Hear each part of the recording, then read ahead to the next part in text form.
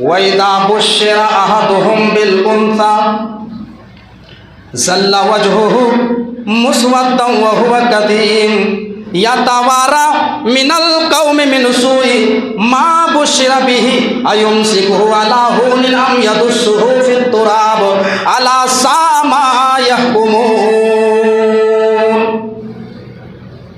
अल्लाह तबारक व तआला ज़माने जाहिलियत का नक्शा खींच रहा है।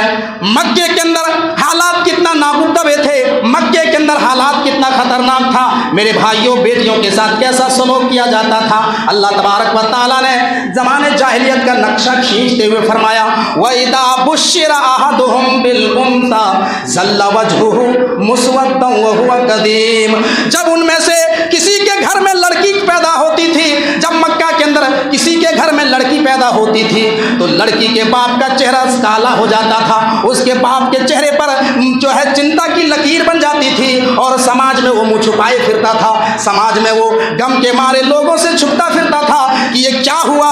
या तवारा मिनल कौमि मिन सूइ मा बुश्शिरा बिही, और वो समाज में लोगों से बचता बचता फिरता था कि हमारे घर में लड़की की बशारत दी गई है, हमारे घर में बेटी पैदा हुई है। समाज के लोग क्या कहेंगे, ये बेटी का बाप है, इसके घर में बेटी पैदा हुई है। अब वो आदमी जो है परेशान के मारे जो है लोगों से बचता फिरता और उसके चेहरे पर काला निशान पड़ जाता, उसका चेहरा चिंता और फिक्र से काला हो जाता और वो सोचता कि अब क्या किया जाए, इस जिल्लत और रुसवाई को बर्दाश्त किया जाए, इस लड़की को पाल पोस करके परवरिश करके बड़ा किया जाए। समाज के ताने सुने अला सा मा यहकुमून, आह क्या ही बुरा फैसला करते हैं। समाज का ताना बर्दाश्त करें या फिर इस लड़की को जिंदा जमीन के अंदर दफन कर दें, जिंदा दरगोर कर दें। मेरे भाइयों यही सोच लोगों के अंदर पैदा हो जाती थी। इमाम बगवी कहते हैं सीरत की किताबों को उठाइए मेरे भाइयों, आपको मालूम चलेगा कि मक्का के अंदर बेटियों के हालात क्या थे, किस तरीके से लड़कियों के साथ मामला किया जाता था।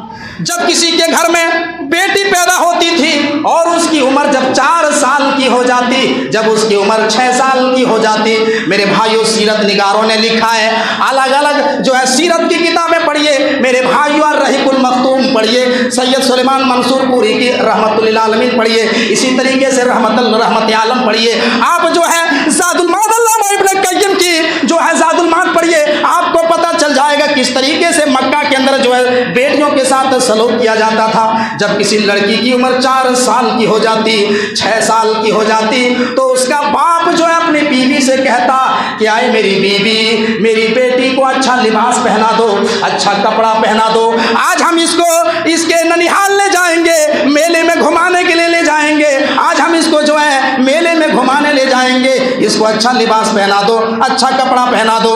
उसकी बीवी जो है अपनी बेटी को अच्छा कपड़ा पहना देती, अच्छा लिबास पहनाती।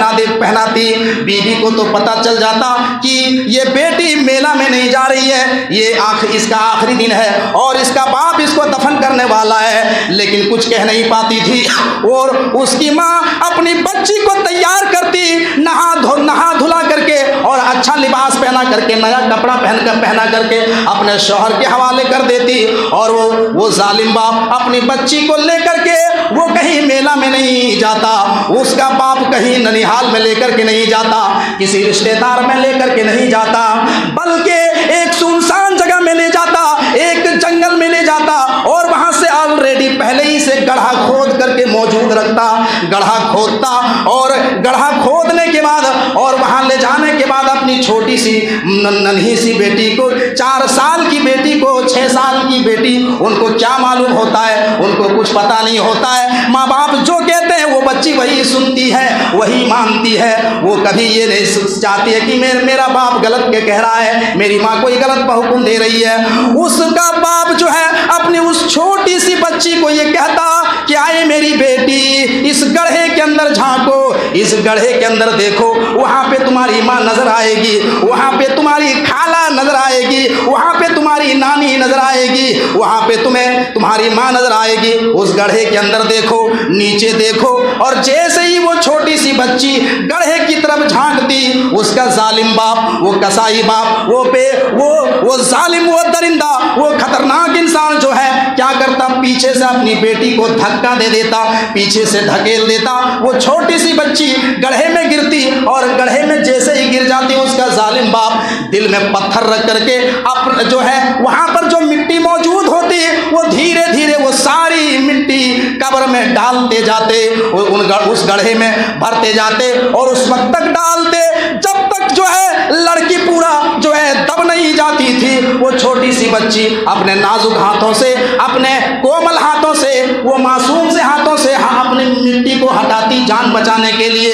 कि ये क्या कर रहे हैं। आए मेरे अब्बा जान, आप मिट्टी हमारे ऊपर क्यों डाल रहे हैं? हमने क्या जुर्म किया है? हमने क्या गलती की है? आपने तो कहा था कि आपकी माँ वहाँ नजर आएगी, या आपने क्या कर दिया? लेकिन वो जालिम बाप कुछ नहीं सुनता और जो है धीरे धीरे वो सारी मिट्टी गड्ढे में डाल देता और वो लड़की दब जाती और वहीं पर दम तोड़ देती और वहीं चिल्ला चिल्ला करके दम तोड़ देती और बाप जो है वहाँ से फिर चला जाता। मेरे भाइयों, ये अरब का माहौल था, ये अरब की सोसाइटी थी। इतना खतरनाक मेरे भाइयों लड़कियों के साथ मामला किया जाता था। उसी का नक्शा अल्लाह तबारक व तआला ने कुरान करीम में खींचा है। वइदा बुश्शिरा अहदुहुम बिल उन्सा ज़ल्ला वजहुहु मुस्वद्दन व हुवा कदीम यतवारा मिनल कौमि मिन सूई मा बुश्रा बिही अयुमसिकुहु अला हुनिन अम यदुस्सुहु फित तुराब अला सामा यहकुमून। मक्का के अंदर जब किसी के घर में बेटी पैदा होती तो बाप का चेहरा काला पड़ जाता था और सोचता था कि ये क्या हो गया, अब हम इसको पालेंगे या जिंदा दरगोर कर देंगे। उसका बाप अपनी बच्ची को जिंदा जमीन के अंदर दरगोर कर दिया करते थे, जिंदा अपनी बेटी को जमीन के अंदर गाड़ दिया करते थे। मेरे भाइयों, ये अरब का माहौल था, ये अरब की सोसाइटी थी।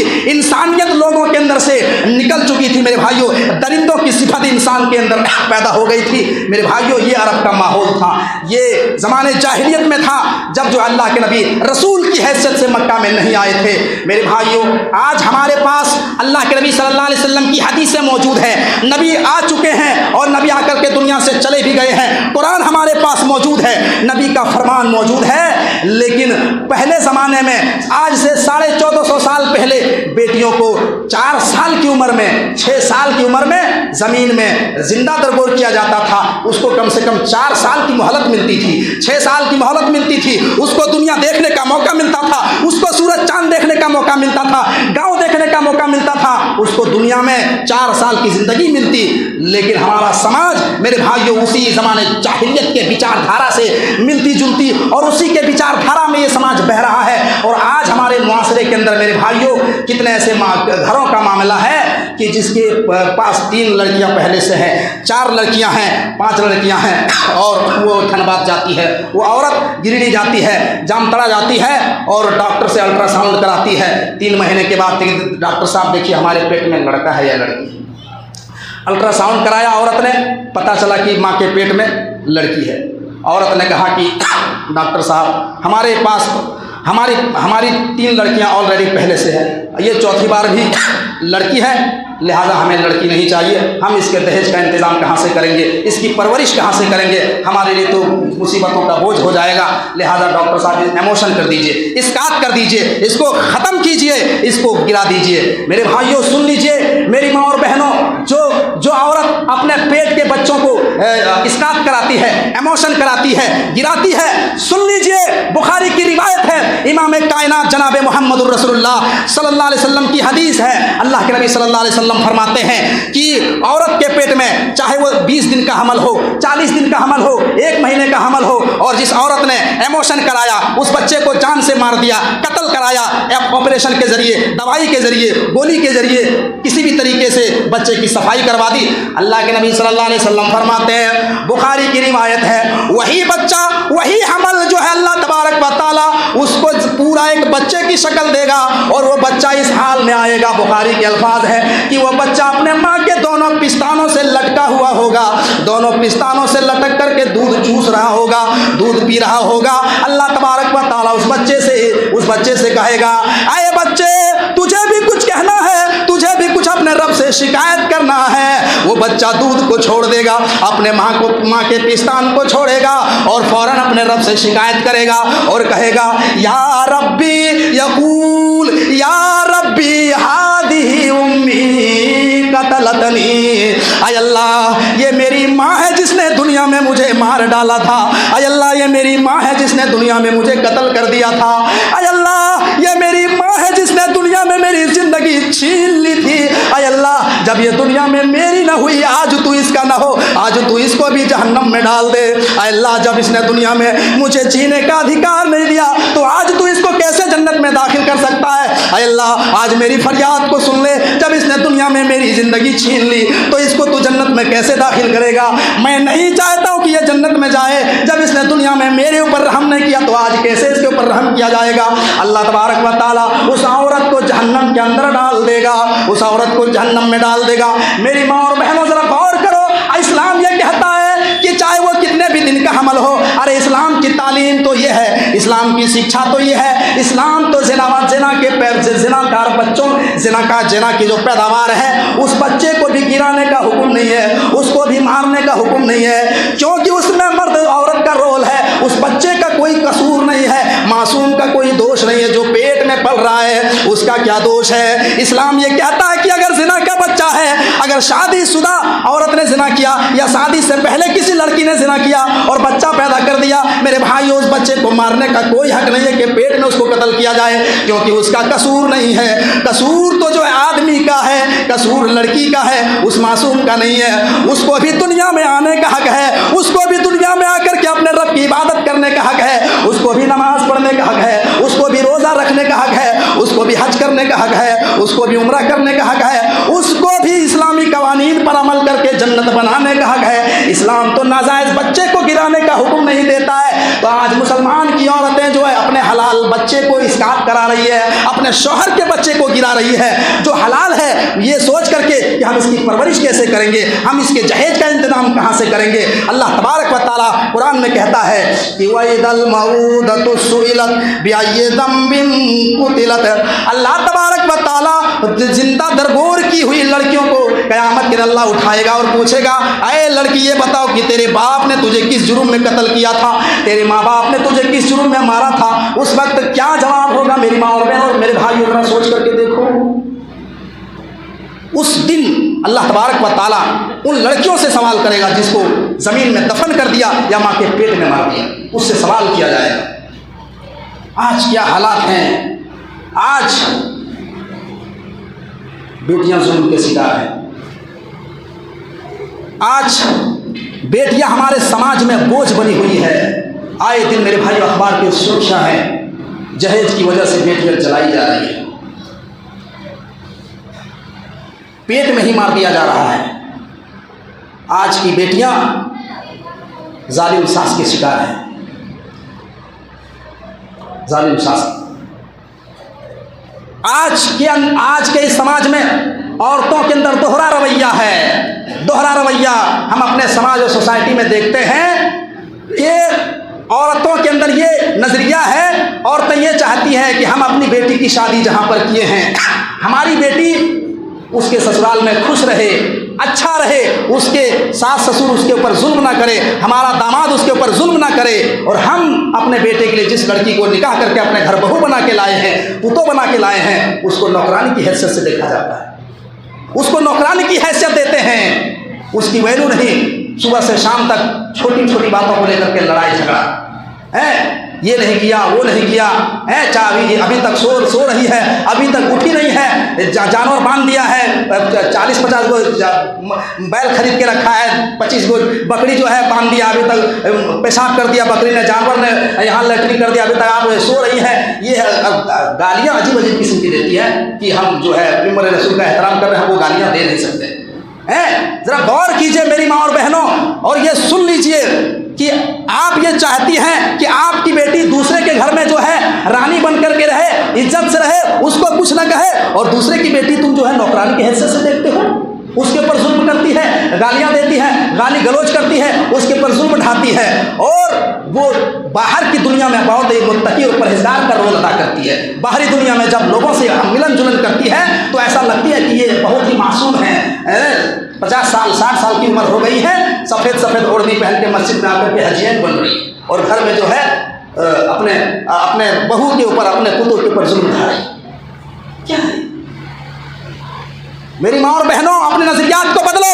अल्लाह के नबी सल्लल्लाहु अलैहि वसल्लम ने फरमाया, खैरुकुम लि अहलिही व अना खैरुकुम लि अहली। तुम में से सबसे बेहतर वो है, तुम में से सबसे बेहतर वो है जो अपने घर वालों के लिए बेहतर हो। मेरे भाइयों, बहुत सारे लोग हैं जो बाहर की दुनिया में तुम लोगों से जब मिलते जुलते हैं, सलाम वालेकुम, वालेकुम सलाम, आइए भाई बैठिए, एकदम ऐसा लगेगा बहुत बड़ा मुत्तकी और परहेजगार है। लेकिन जब वो घर में घुसते हैं तो बाप को गाली, बेटा को गाली, बेटी को गाली, सबको गाली। उसके डर से बच्चे ऐसे भागते हैं लोग जैसे पुलिस गाली, पुलिस आती। ये अल्लाह के नबी सल्लल्लाहु अलैहि वसल्लम क्या कहते हैं कि तुम में से बेहतर शख्स वो है जो घर वालों के लिए बेहतर हो। बाहर जिस तरीके से आप मामलात लोगों के साथ पेश आते हैं, जिस तरीके से बाहरी दुनिया में आप दिखते हैं, वही नजरियात घर में भी होना चाहिए। वही मोहब्बत और वही बातचीत का तरीका जो है घर में भी होना चाहिए। ये नहीं कि बाहर में मुँह चिकने दिया कि हम जो है बहुत अच्छा है, नमाजी है, रोजेदार है, ये है वो है, कुरान पढ़ते हैं, और घर जाकर के सबको गालियाँ देते हैं। ये नहीं किया, वो नहीं किया। और एक मसला सुन लीजिए मेरी माँ और बहनों, किसी भी जो है लड़की के ऊपर आपको जुल्म करने का अधिकार नहीं है। आप ये चाहते हैं, आप ये कह रही हैं कि कोई लड़का शादी करके किसी लड़की को अपने निकाह में लाया है। अब जो है अगर उसका शौहर जो है अपनी बीवी को गुप्त तौर पे कुछ दे दिया, कपड़ा ला के दिया, सूट ला के दिया, और उसके माँ बाप को पता चल गया तो खूब गालियाँ देने लगे, खूब झगड़ा करने लगे, क्यों दिया, तुमने क्यों दिया, हमको क्यों नहीं जानने दिया। अरे उसकी बीवी है, अगर वो दे दिया तो उसने कौन सा जुर्म कर दिया। अगर कभी मन किया, अच्छा लगा, खाने पीने की सामान ला के दे दिया और घर वाले को पता चल दिया तो चल गया तो तूफान खड़ा कर दे। शौहर ला के नहीं देगा तो कौन देगा। शौहर उसके निकाह में है, उसका पूरा हक है। उसको प्यार से अगर कोई कपड़ा देता है या खाने पीने का सामान देता है, उसमें माँ बाप को उसमें झगड़ा करने का और उसमें जो है फरहाट करने का कोई हक नहीं। लेकिन ये लोग यहाँ मेरे भाई जहालत के शिकार हैं। लोगों के नजरियात अलग हैं, बेटी के लिए अलग है, पुतों के लिए अलग है, भाई के लिए अलग है, सबके लिए अलग। इस्लाम इस तरीके से भेदभाव करने की तालीम नहीं देता है। मेरे माँ और बहनों, एक बज गया, सुनिए। तो ज़माने जाहिलियत के अंदर लड़कियों का मकाम क्या था कि उसकी कोई हैसियत नहीं, ज़मीन के अंदर जिंदा तरगोर कर दिया जाता था। इस्लाम ने ही मकाम दिया कि इस्लाम ने औरत को मकाम दिया कि उसको इतना बड़ा मकाम दिया, यहाँ तक कि अल्लाह के नबी सल्लल्लाहु अलैहि वसल्लम फरमाते हैं, मुस्लिम की रिवायत है, हदीस के रावी हजरत अनस रज़ी अल्लाह ताला अन्हु, अनस फरमाते हैं कि अल्लाह के नबी ने फरमाया, मनाल जारियतैन हत्ता तबलुग जा यौमल क़ियामति अना व हुवा दम्मा असाबिहु। अल्लाह के नबी फरमाते हैं कि जिसने जिसने अपनी दो बेटियों को पढ़ाया लिखाया, अच्छी तरबियत दी, तालीम दिलाई, पढ़ाया लिखाया, जवान किया, और जवान होने के बाद उसका निकाह किसी दीनदार घराने में कर दिया, दीनदार लड़के से कर दिया, अल्लाह के नबी फरमाते हैं कि वो आदमी क़यामत के दिन मेरे साथ ऐसे होंगे जैसे ये दोनों उंगलियां आपस में मिली हुई है, यानी वो मेरा पड़ोसी बन करके रहेगा। जरा गौर करो मेरे भाइयों, ये बेटियों का मकाम है। अल्लाह के नबी सल्लल्लाहु अलैहि वसल्लम ने फरमाया, जिसने दो बेटियों को पढ़ाया लिखाया, अच्छी तरबियत दिलाई और उसका निकाह दीनदार घराने में किया, तो क़यामत के दिन वो जन्नत में ऐसे होंगे, अल्लाह के नबी ने इशारा करके किया जैसे उंगलियां आपस में, दोनों उंगलियां आपस में मिली हुई हैं, यानी जन्नत में वो मेरा पड़ोसी बन करके रहेगा, जन्नत में वो मेरा पड़ोसी बन करके रहेगा। अगर बेटियां बोझ होती, अगर लड़कियां समाज के अंदर बोझ होती मेरे भाइयों, तो मेरे नबी को अल्लाह तबारक व तआला चार चार बेटियां अता नहीं करता, चार चार लड़कियां अता नहीं करता। अल्लाह तबारक व तआला ने मेरे नबी को चार चार बेटियां दी। पहली बेटी ज़ैनब, दूसरी रुकैया, तीसरी उम्मे कुलसूम, चौथी बेटी फातिमा। अल्लाह के नबी सल्लल्लाहु अलैहि वसल्लम की इरशाद फरमाते हैं, बुखारी की रिवायत, बुखारी पढ़िए, अल्लाह के नबी सल्लल्लाहु अलैहि वसल्लम की जो चौथी बेटी थी जिसका नाम फातिमा था, फातिमा जब अल्लाह के नबी से मिलने के लिए आया करती थी, अपने बाप से जब मिलने के लिए आती थी, तो अल्लाह के नबी सल्लल्लाहु अलैहि वसल्लम उसके वेलकम के लिए, उसके इस्तकबाल के लिए अल्लाह के नबी अपनी बेटी का हाथ चूम लिया करते थे, अपनी बेटी का इस्तकबाल किया करते थे। अल्लाह के नबी अपनी बेटी को इस तरीके से लाडो प्यार से पाला। मेरे भाइयों, बेटियों को प्यार देना, बेटियों को पालना, बेटियों से मोहब्बत करना, ये मेरे मुस्तफ़ा की सुन्नत है। बेटियां घरों की बोझ नहीं है। आज हमारी बेटियों को घरों में सही तरबियत नहीं मिल रही है, जिसकी वजह से आज लड़कियां हमारी मुर्तद हो रही हैं। बाप की तरबियत नहीं मिलती है, बाप टॉर्चर कर रहा है, भाई डांट रहा है, माँ टॉर्चर कर रही है। बाहर लड़कियां जो है बाहर जाती है, बाहर में अगर कोई लड़का दो मीठे बोल दे देता है, 2 मीठे बोल देता है, थोड़ी सी प्यार भरी बातें कर देता है कि मैं तुमसे आई लव यू प्यार करता हूँ, तो लड़की पागल हो जाती है, उसका दिमाग फेल हो जाता है और फिर वो आओ देखती है ना ताओ देखती है, उससे वो हर काम कराने के लिए तैयार हो। ये फैक्ट है, ये सच्चाई है। आज सही तरबियत ना मिलने की वजह से आज हमारे मुल्क के हालात देखिए मेरे भाइयों। आज कितनी लड़कियां अपने ईमान से हाथ धो रही है, आज कितनी लड़कियां मुर्तद हो रही है। आज लड़कियां दिन ब दिन किस तरीके से उनके अंदर उरियानियत आ गई है, किस तरीके से बेहयाई को फरोग दे रही है। इस समाज की लड़कियां मेरे भाइयों सोशल मीडिया के प्लेटफार्म पर देखो, मुस्लिम लड़कियां इंस्टाग्राम में रील बना करके अपने चेहरे की नुमाइश कर रही है, फेसबुक में रील्स बना करके अपने चेहरे की नुमाइश कर रही है, वीडियो कॉल करके पराए मर्द को अपने चेहरा खोल करके दिखा रही है, अपने जिस्म का पूरा हिस्सा खोल करके दूसरे मर्द को वीडियो कॉल से दिखा रही है। ये समाज के अंदर उरियानियत किसने फैलाई, ये बेहयाई किसने फैलाई? मेरे भाइयों ये वही तरबियत का नतीजा है। सही तरबियत न मिलने की वजह से मेरे भाइयों आज समाज उरियानियत का शिकार है। आज समाज के अंदर मेरे भाइयों दिन ब दिन मुर्तद होने के दिहाने पर लड़कियां पहुंच रही है और इस्लाम से हाथ धो रही है, मुर्तद हो रही है। जरा गौर कीजिए, सोशल मीडिया खोलिए, पूरा सोशल मीडिया पर जो है गंदगियों का सैलाब भरा हुआ है, गंदगियों का सैलाब है। आज लड़कियां मेरे भाइयों उनके बाप को कोई फिक्र नहीं है, हमारी लड़कियां कहाँ जा रही है, मेला में घूम रही है, जवान लड़कियां मेला में लगा रही है, बाप को कोई उसके चेहरे पर कोई शिकन नहीं, उसके चेहरे पर चिंता की कोई लकीर नहीं कि हमारी बेटी जो है 12 बजे रात तक जो है इंस्टाग्राम पे ऑनलाइन रहती है, व्हाट्सएप पे ऑनलाइन रहती है, ये 12 बजे तक ऑनलाइन क्या कर रही है, कोई गौर फिक्र नहीं। 12 बजे तक 1 बजे रात तक ऑनलाइन है, कहाँ चैटिंग चल रही है, कहाँ व्हाट्सएप में लिख रही है, कहाँ बातें हो रही है, कोई खोज बयान नहीं, कोई तहकीकात नहीं, कोई इंक्वायरी नहीं। मेरे भाई यही वजह है मेरे भाइयों कि जो है समाज के अंदर उरियानियत बहुत तेजी के साथ फैलती ही जा रही है। अल्लाह के नबी फरमाते हैं कुल्लुकुम रायun व कुल्लुकुम मसऊलुन अन रइयतिही, तुम में से हर शख्स जिम्मेदार है और कल क़यामत के दिन उसकी जिम्मेदारी के बारे में मैदान महशर से सवाल किया जाएगा। अगर बाप है तो बाप की हैसियत से पूछा जाएगा, अगर लड़की का बाप है तो बाप से सवाल किया जाएगा, अगर भाई जिम्मेदार है तो भाई से सवाल किया जाएगा, माँ जिम्मेदार है तो माँ से सवाल किया जाएगा। कुल्लुकुम रायun व कुल्लुकुम मसऊलुन अन रइयतिही, तुम में से हर शख्स जिम्मेदार है और हर आदमी से उसकी जिम्मेदारी के बारे में सवाल किया जाएगा। और एक पॉइंट में बयान करता हूं, यह मजहब इस्लाम के अंदर औरत का मकाम है। क्या मकाम है?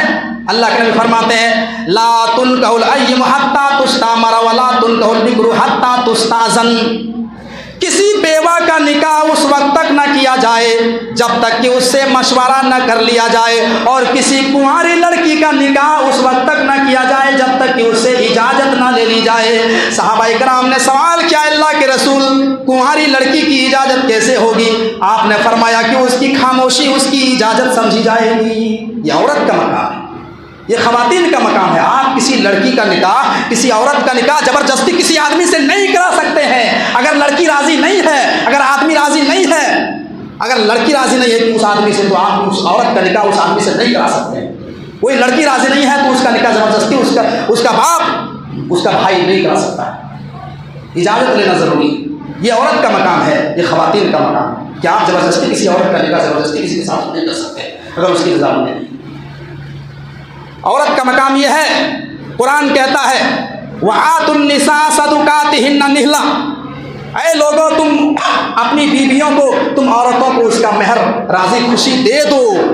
अमर का सेगा, ये नहीं कहा दे देना चाहिए, दे दो, यानी मेहर मेरे भाइयों औरतों को अदा करो। ये औरत का मकाम है। मेहर जिस तरीके से मुसलमानों के ऊपर नमाज फर्ज है 5 टाइम की, उसी तरीके से मेहर हमारे ऊपर फर्ज है। मेहर आज देख लीजिए साथियों में क्या हो रहा, मेहर अदा नहीं करते हैं साहब, जहेज लेते हैं 3 लाख 4 लाख ले लेते हैं और लिखवाते हैं काजी साहब मौलाना साहब निकाह पढ़ाने के लिए गए, लिखिए मौलाना साहब मेहर लिखिए 50,000 लिखिए, अभी नहीं देंगे, देंगे बाद में, एक घंटा कुछ नहीं देता है। ऐसे पूरी ज़िंदगी गुजर जाती है, मेहर अदा नहीं करता है। फिर जब उसके शौहर का इंतकाल हो जाता है, जब औरतें रोती हैं, पीटती हैं, नोहा करती है, तो औरतें जमा होती हैं और कहती हैं जाओ अपने शौहर के पास और सर के पास कहो जाकर बोलो बकेस दे दो, बकेस दे दो। कोई बक्सा बक्सी अटैची नहीं चलेगा, देना ही पड़ेगा। मेहर जो है फर्ज है, उसकी ज़िंदगी में देना पड़ेगा। मरने के बाद जो है उसके कान के पास बोल रहे क्या मुर्दा सुनता है क्या? मुर्दा नहीं सुनता है, मैं बता चुका हूँ। जब मुर्दा सुनता ही नहीं है तो वहाँ जाके क्या कह रहे कि बकेस दिए, बकेस माफ कर दे, नहीं, मेहर देना ही पड़ेगा। सुन लीजिए मेरे भाइयों और दोस्तों, सही तरकीब व तरहीब की रिवायत है। अल्लाह के नबी सल्लल्लाहु अलैहि वसल्लम इरशाद फरमाते हैं, अल्लाह के नबी ने कहा कि जिस आदमी ने कम कीमत पर या ज़्यादा कीमत दे करके मेहर रख करके और शादी की, निकाह किया, और उसने उसके दिल में ये ख्याल है कि हमको देना ही नहीं है, और इसी हालत में वो ज़िंदगी उसने गुजार दी और इंतकाल हो गया, तो कल क़यामत के दिन जब वो मैदान महशर में उठेगा तो उसको बदकार बना के उठाया जाएगा। वो आदमी ज़ानी होगा, बदकार होगा। मेरे भाइयों जरा गौर करो, आज कितने ऐसे लोग हैं पूरी ज़िंदगी गुजर जाती है, मेहर अदा नहीं करते हैं, पूरी ज़िंदगी बदकारी करके चले जाते हैं दुनिया से। मेहर मेरे भाइयों फर्ज है, मेहर देना ही पड़ेगा आपको। जितना लिखा गया उतना मेहर आपको देना पड़ेगा। फिर कहते हैं कि इतना हम कहाँ से दे पाएंगे, तो उतना फिर जो इतना डिमांड क्या करते हैं, जितना ये समाज का रवैया सिस्टम है कि पता नहीं कितना, मतलब तीन तिहाई में एक तिहाई मानते हैं क्या, एक जितना लेते हैं उसका 3 तिहाई मानते हैं, 3 हिस्सा में 1 हिस्सा। तो ये हमने सिस्टम बनाया, इस्लाम में कोई कैद नहीं लगाई है, इस्लाम ने उसकी हैसियत के ऊपर छोड़ दिया है। तुम्हारी जितनी औकात है, अपनी औकात के मुताबिक तुम मेहर साथ ही साथ अदा कर दो, उसकी ज़िंदगी में दे दो, तभी तुम्हारे लिए बख्शाइश है, वरना सख्त मामला है क़यामत के, बहुत खतरनाक उसे मामला किया जाएगा मेरे भाइयों। तो ये ख़वातीन का मकाम है। अब ये मौजूद इंशाल्लाह फिर अगले जुमा बयान करेंगे, इसको पूरा करेंगे। टाइम हो गया, इससे आगे नहीं बोल सकता हूँ। अल्लाह तबारक व तआला से दुआ कि हमारे हम तमाम मुसलमानों को कहने सुनने से अमल कर आने की तौफीक अता फरमाए। अल्लाह हमको जब तक दुनिया में जिंदा ईमान और अमल सालिहा के साथ जिंदा और हमारे खात्मा तो ईमान के साथ खात्मा फरमा। व आखिरु दावाना अनिल हम्दुलिल्लाहि रब्बिल आलमीन। अस्सलामु अलैकुम व रहमतुल्लाह।